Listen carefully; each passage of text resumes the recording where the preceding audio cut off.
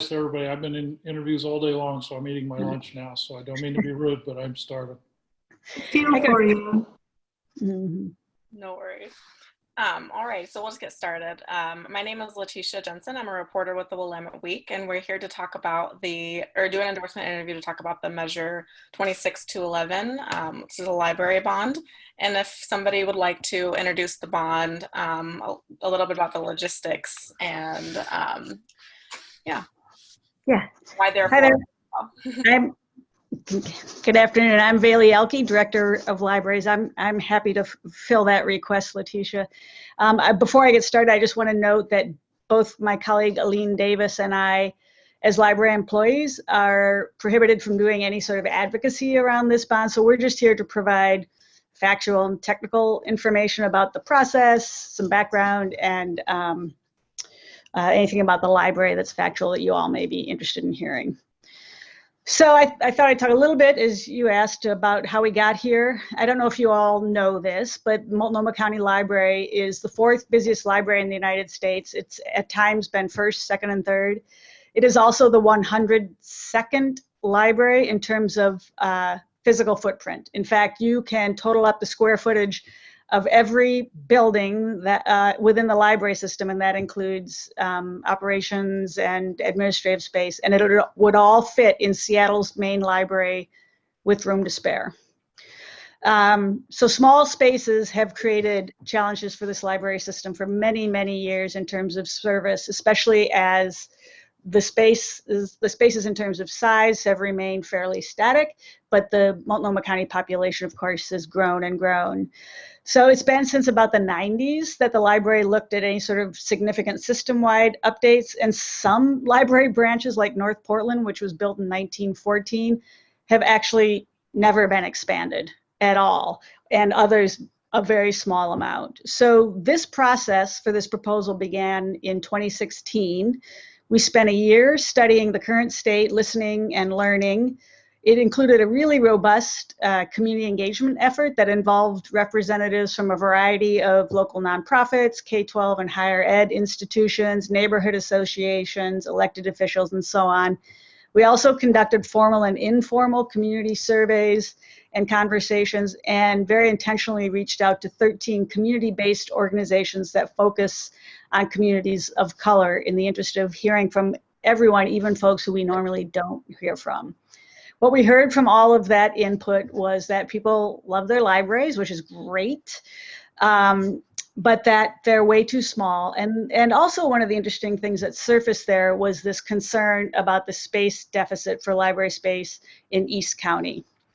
So all of that work resulted in a capital master plan that spans 20 years and covers the entire system. It's called the Framework for the Future of Library Spaces, and that capital plan is available on the library's website. So with the recommendations from that capital plan in hand, we spent the next 2 or so years further engaging the community and including a blue ribbon committee of community members and crafting a proposal for the board to consider in terms of what we might do to address some of those recommendations. This particular proposal prioritizes the smallest and busiest branches in the communities with the greatest need, and it really looks at that space deficit in East County. We now have about 40% of the Multnomah County population living east of I-205, and the library only has about 20% of its footprint east of I-205, which is a real equity issue around access to the public library. We wanted to create operational efficiencies and keep operations costs down over time. And then we also wanted to balance the projects across the county so that, in some form, everyone was getting something as a result of this. I want to say that one of the most critical projects, I know when people think of library, they think of their local branch, which is great, but one of the most critical projects in this proposal is actually an operations center that is a centralized sorting and distribution center. That busyness that I talked about in terms of library circulation results in a lot of time and effort going into moving materials around the county to deliver to various branches for people to pick up. And in fact, we move about 52,000 items around the system every week. And all of that work, the handling of materials and processing them, is essentially done manually by hand. In fact, from the time that you place a hold from home on a book and it gets to your local branch library for you to pick up, it's likely been touched about 8 times by library employees.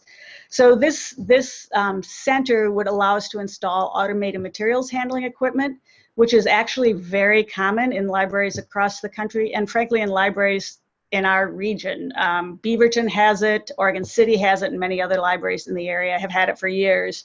And it would allow us to automate some of those very manual processes, and then the staff who normally would have been doing that were able to redirect to more customer service-based work. In addition, this package would fund gigabit fiber at all library locations, not just the ones included in this particular package. And we know the library has prioritized digital inclusion for many years and been a leader in ensuring that people with the greatest barriers are getting that high-speed quality access, which is critically important, especially right now. So the other 2 categories in the proposal are addressing that space and equity in East County. We're proposing what's being called a flagship library. It's a larger library, analogous in size to the Central Library downtown. It'd be probably around 95,000 square feet, somewhere around Gresham, but be new and newly designed, and would look very different than the Central Library. And then also the 7 other library projects that would be addressed over the course of the bond. So in all, it's the flagship 7 branches and the gigabit fiber in all the locations for a total of $387 million. With that, I think I'll turn it over to Ruth. Thank you, Bailey. And Letitia, Nigel, Rachel, thank you for allowing us to talk with you today. I'm Ruth Shelly. My day job is as Executive Director of Portland Children's Museum, but I was a member of the library's Blue Ribbon Committee along with Lizzie. We just want to emphasize as citizens that this bond is a great value. It's a small price for a major impact on multiple beneficiaries. As part of the Blue Ribbon Committee, we really took a hard look at the plan and pressed for accountability, resulting, I'm happy to say, in the commitment to both annual independent audits and an independent citizens oversight committee to ensure that the money is spent in the public trust. We also learned, as Bailey mentioned, that there's not enough library to go around for everybody who needs it. Our libraries are packed and crowded with people, and that crowding has had a serious impact. Librarians regularly have to turn children and families away from story time, which as a children's museum person just breaks my heart. But we also have to turn away job seekers from resume classes, so critically important right now in the job search. And I have to underscore what Bailey said, that these are tiny, aging facilities. She mentioned North Portland. The St. John branch was built in 1913 before James Joyce even published Ulysses, and it has not been expanded since. But despite our branch's small sizes, our library system is one of our county's most treasured institutions. Unfortunately, has not kept up with population growth, 30% since the last bond issue in 1990, and the county will add 130,000 more people in the next 15 years. Meanwhile, many of our libraries built back in the teens, the 30s and 60s are still at their original footprints. I have to underscore the urgency for this initiative. It's far past the time to have modern libraries in our community. Thank you. Lizzie? Sorry, Letitia. Really quick. Of course. Bailey. Yeah. Would you be able to elaborate a little bit on the bond and how it works and who's paying for it? Sure. It would be a property tax, and it would span almost 9 years. The county would be issuing the bond. The median cost per $1,000 of assessed value on a median house, medium assessed value, not market value, excuse me, which is about 200,000, would be 61 cents per thousand assessed value. And that would roughly be about $120 a year, a little over $10 a month. So then that's median. So half would be more than that and half would be less than that. Does that answer your question? Thank you. Yeah. So, Bailey, I'm curious, the way that people, I realize the library has, our office was down across the street from downtown forever. So we all know the library well, but the way that people consume information is changing, has changed, is changing rapidly. So how do you avoid sort of, fighting the last war? There's a better metaphor, but how do you avoid, reconfiguring or renewing your system for the way people use libraries today or used 5 years ago, when that may change completely in the next decade? Yeah, and I think that's an excellent question, Nigel, and that's a topic that I have focused on for most of my career. Public libraries are an iconic institution, and people have a very fixed understanding of what it means to be a public library, and that involves shelves and shelves of books, number one, and then of things like story time and the like. But as you just said, the ways in which technology and information delivery have changed over the last couple of decades has had profound impacts on the library system. But I would also say that the library has done a darn good job of responding to that. We now see pretty extensive use of our digital content. We continue to circulate physical materials, of course, but a lot of people are more and more interested in digital content. And in fact, over the last 5 years, the use of our checkouts of digital content have increased by 155%. And in the last year, I think, especially given the closure of buildings and issues around COVID and physical distancing, it's increased by 25%. So we're adjusting to that. And I would say that is even more cause for thinking about different design and spaces for libraries. Right now, they're essentially built for the purpose they were built for 100 years ago, which is housing bookshelves and perhaps a community room where there might be story times and some programming. We have a tiny little maker space out at our Rockwood branch library that is sort of a prototype of what's possible going forward. But the kinds of services that the library provides go far beyond checking out books. We provide computer labs with trained staff who help people learn how to use that equipment successfully and in languages other than English. We help people, we need more spaces where people can learn new job skills, learn the technology involved in developing those new job skills, have opportunities to learn how to do interview skills and the like. And those are markedly different spaces than the spaces that this community has experienced from their public library over the last 100 years. So I think Bailey said that. I'm sorry, Nigel, if I could just follow up. I think, yeah, Bailey said that wonderfully, but I think one of the things that this bond measure does that's really important is it creates more flexible spaces. So yeah, like thank you're you. talking about, it's not just about books, it's about creating spaces. We hope that there's never another pandemic ever again. God, I hope that so much. But we do know that there's going to be other crises. There might be an earthquake, it might be wildfires. And by passing this bond, we're creating a library that can respond to those emergencies as well as the day-to-day needs. So these new centers can become emergency operation centers. They can become gathering spaces. There are libraries right now that can't reopen for social distancing in that future because they're literally too small to have more than a few people be 6 feet apart. And so by investing in it now, we're really saying we're setting ourselves up for the future to be more prepared for the library to serve the community. So my impression is that in the branches that I regularly am in, that the computers, there's always a waiting line for people to use the computers. They're used constantly, which I imagine means they wear out pretty regularly. Does this bond allow you to purchase computers and other technology equipment, or just bricks and mortar? The technology equipment and the fiber are considered capital costs, Okay. so it would include those as well. Okay, so then the other question, which I think Letitia may have talked to you and your staff about previously, is, Wapato will hang over every capital decision this county ever makes in all of our lifetimes. So, Yeah. so what provision does has the library made for operating all this wonderful new space and technology? How are you going to pay for it? The operational costs?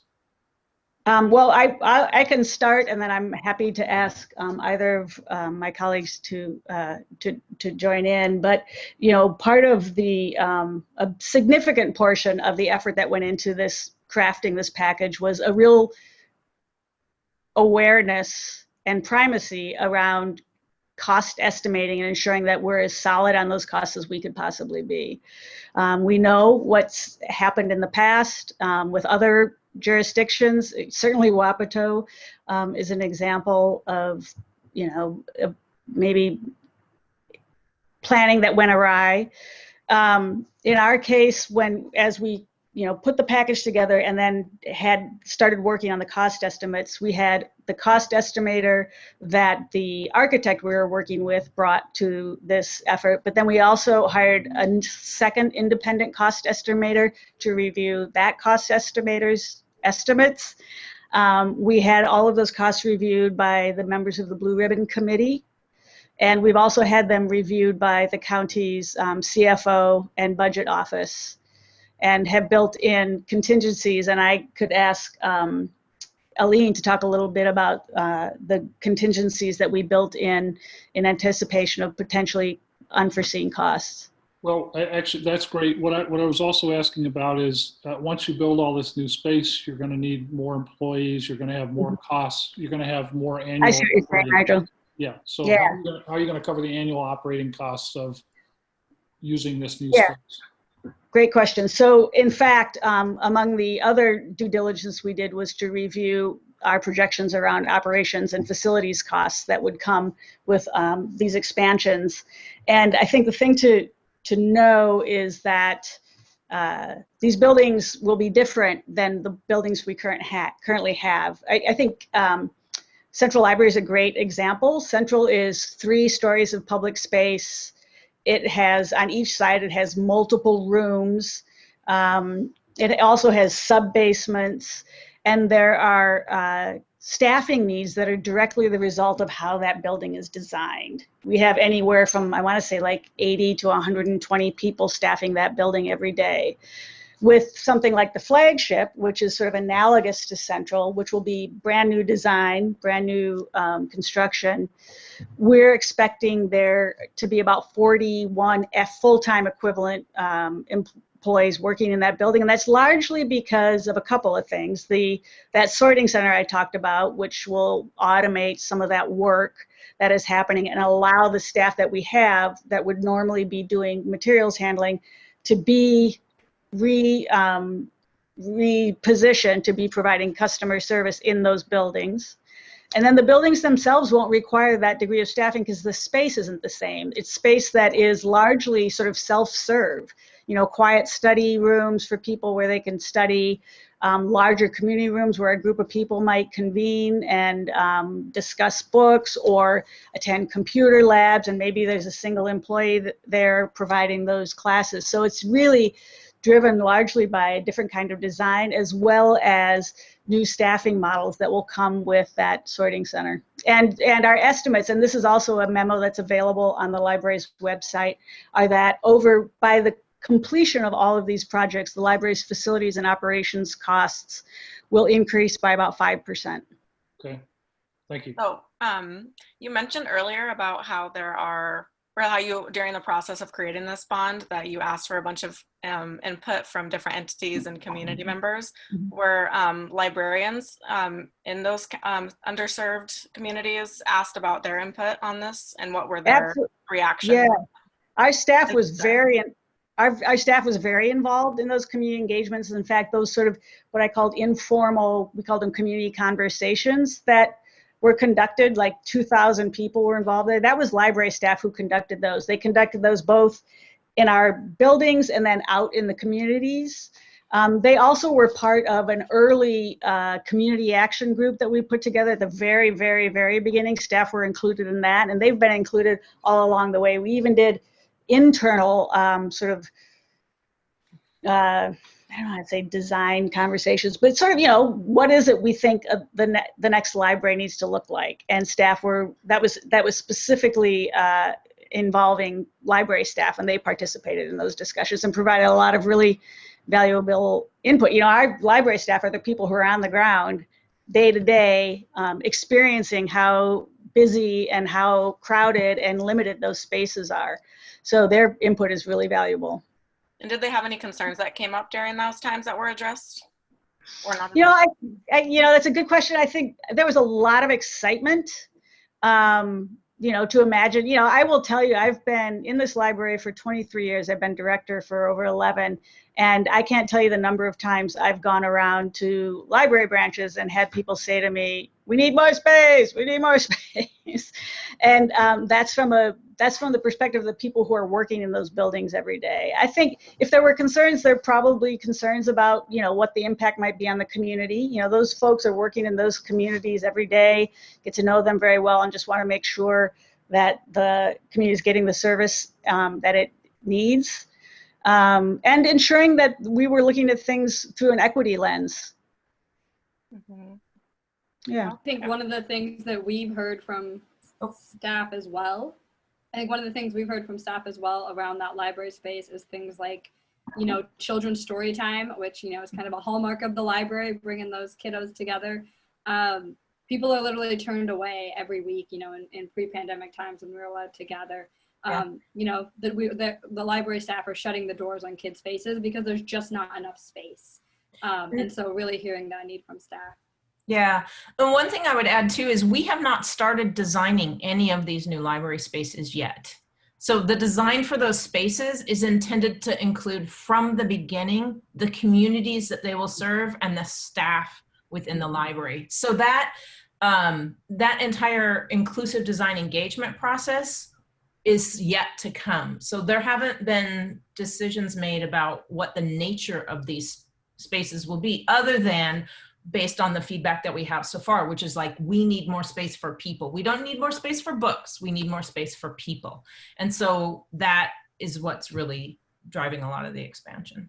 I wonder if you could talk about, so, you know, the downtown Central Library is sort of an iconic building in the city. It's architecturally stunning. The insides, the quality of the materials used inside, the tables, the marble, everything is, you know, they don't build buildings like that anymore because they're very, very expensive. Absolutely. So I'm guessing that you have both a desire to build something that the community will really be proud of and really love, is that Central East Side Library in Gresham or wherever it's going to be located. At the same time, I'm sure you don't have $397 million is a lot less than you could spend if you did everything everybody wants to do. So how are you going to balance the desire to create something that is for the East Side equally iconic, but also have enough money to do what you want to do at all the other locations? Yeah, and that was a lot of the work that went into this, Nigel. You know, when we picked the projects based on a number of things, and actually Aline could speak better to this, but we sequenced them in a very intentional way so that the resources they would draw on weren't all drawing on the same resources at the same time. And those cost estimates were a part of that. So how much each project was going to cost was contributed to what went into the overall package. And, you know, that deficit of space in East County is really distinct. And that is an area that the library, frankly, hasn't invested in the ways that it could or should have since its existence. And so focusing on the needs in East County, and in particular, the needs of people in East County, many of whom are some of our neighbors who are experiencing the greatest barriers. You know, the demographics are much more diverse in East County. There are a lot of immigrant and refugees living in East County. The housing's a little more affordable, lower income people. So those are the communities we're really trying to serve. in general. And with this project, we have the opportunity to address that in a really impactful way. And so that project will take up a significant portion, but we also will be able to focus on 7 other buildings that will be expanded and updated. And I would add to that, the budget is based on a cost per square foot basis, based on modern buildings and modern libraries. And so there are many examples, you know, obviously around the nation and around the world, of a modern library construction and wonderful modern library spaces. We don't build like a central library anymore, but that's not really what communities are asking for either. If you think about Central Library, it has amazing spaces and amazing architecture and amazing detail, but not a whole lot of natural light or connection to outdoors or nature, or, you know, things that nowadays folks are looking for a little bit different kind of spaces. And so Central Library is a wonderful architectural representation that we will treasure forever, and it's a fantastic building. We will have a completely different kind of building in East County that community will help to create, and it will have a very different architectural feel to it, but it will be equally treasured, I hope. So that, I mean, they will never be equal, but they will be equally wonderful is the intent. Okay, thanks. And then I just have one last question, kind of going back to the staffing part of it, but did you, just to get this clear, did you say, Bailey, that it's going to be 41, you're estimating 41 people to be full-time staffed at the East County branch? 41 FTE, full-time equivalent. So that could be more than 41 people. Okay. Yeah. But, you know, for comparison, you know, if you look at other libraries around the country, I not too long ago visited the Austin, just built a really beautiful new main library. It's 200,000 square feet, and they have 52 FTE staffing that building. And if you ever get a chance to look at it, it's quite an amazing building. And similarly, there's a library that us library folks all kind of drool over. It's in Aarhus, Denmark, and it's 323,000 square feet, and they have about 50 FTE running that library. You know, it's compared to Central Libraries, about 120,000 square feet. And as I mentioned earlier, currently we typically have anywhere between 80 and 120 people staffing that building every day. And some of that is because we have system-wide services operating in that building, but that's quite a striking difference. So what didn't make the final cut? What was the last thing, or the thing that staff or the committee really wanted to include in this package that we're not going to see? Well, you know, Lizzie or Shelly, or do you want to, Ruth, do you want to answer that? I'm happy to. I think that of course, everybody wanted an improvement on the Blue Ribbon Committee. We went around the table and said, what was our branch, you know, and everyone has a strong allegiance and loyalty to their branch. In my case, it's Hillsdale. And everyone wanted to see some improvement in their branch. And I think the hard truth is that we couldn't enlarge every single branch, but had to prioritize through an equity lens as to which branches needed the most help first. And so I would say it was the sacrifice of individual loyalty to a branch for the good of the whole, recognizing that absolutely every branch was going to get much more robust broadband, high-speed internet, to get away from people driving up and parking library parking lots in order to avail themselves of internet. And even those branches that don't necessarily get physical expansion at this time will receive more flexible furnishings so that they can begin to accommodate this flexibility of space that both Bailey and Lizzie have talked about. That if we can make the spaces more flexible, we can accommodate user needs more easily. Yeah, thanks, Ruth. I think you said that really well, and I think the one thing I'd emphasize is the Blue Ribbon Committee really focused on was, for too long, equity is an afterthought, that we come into these plans and at the end we go, how can we make sure it's equitable? And I think Bailey and her staff and everyone did an incredible job of starting with equity and saying, who are the people and the voices that have been left out and missing? And the answer, it really clearly was East County. And so I think this plan really prioritizes restoring that to East County and allowing them to have the flagship library. One of my favorite stats that I think Bailey shared with us at one of the meetings was that they did a heat map analysis from everybody's library cards to see who actually visits Central Library and checks things out. And of course, as you go further east, once you get past Chavez, it drops off. And once you get past 82nd further, and if you're east of 205, you know, in their analysis, basically no one is ever going to Central. And so really spoke clearly to that need of that community to have their flagship library. And so I think this really rectifies some of past mistakes of the foresight of library to be able to provide for the whole community, not just for some parts of the community. Thank you. Well, I think we're at about time now. Nigel, do you have any final questions? No, this has been very helpful. Thank you very much. Thank you. Thank you so much for your time. Thank you both. Really appreciate it. Thank you. Okay, Feel free to follow up if you have any further questions. great. Will do. Thank you. Thank you. Thank you.